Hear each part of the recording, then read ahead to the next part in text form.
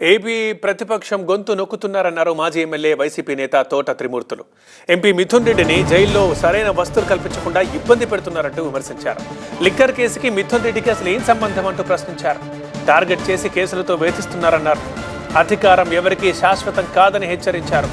లిక్కర్పై కూటమి ప్రభుత్వానికి అసలు మాట్లాడే అర్హత లేదన్నారు తోట త్రిమూర్తులు. కాలాలు మారుతుంటాయి, ప్రభుత్వాలు మారుతుంటాయి, అంతేగాని మేమే అధికారంలో ఉంటామన్నట్టు మీరు ప్రవర్తించేటువంటి ప్రవర్తనని ప్రజలందరూ చూస్తూ ఉన్నారు. ఈవేళ మిథున్ రెడ్డి గారు ఒక పార్లమెంట్ సభ్యుడిగా 3 సార్లు ఎంపీగా గెలిచినటువంటి వ్యక్తి. ఆయన ఎక్కడా కూడా ఏ విధమైనటువంటి వివాదాల్లో ఇరుక్కున్నటువంటి వ్యక్తి కాదు. ఎవరో పార్టీకి అనుకూలంగా ఉంటే లీడర్షిప్ ఎవరు చేస్తుంటే వాళ్ళని తొక్కిపెట్టాలనేటువంటి ఉద్దేశంలో చేస్తున్నటువంటి విధానం. అసలు లిక్కర్ కేసుకి మిథున్ రెడ్డి గారికి ఏమిటి సంబంధం?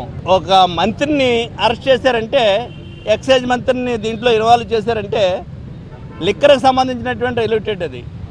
ఈ లిక్కర్ వ్యాపారం అనేటువంటిది ప్రభుత్వం చేసింది తప్పితే కాంట్రాక్టులు చేసినటువంటి లిక్కర్ వ్యాపారం కాదు. ఇది ప్రభుత్వమే లిక్కర్ వ్యాపారం చేసింది, ప్రజలకు లిక్కర్ అందించేటువంటి కార్యక్రమం చేసింది.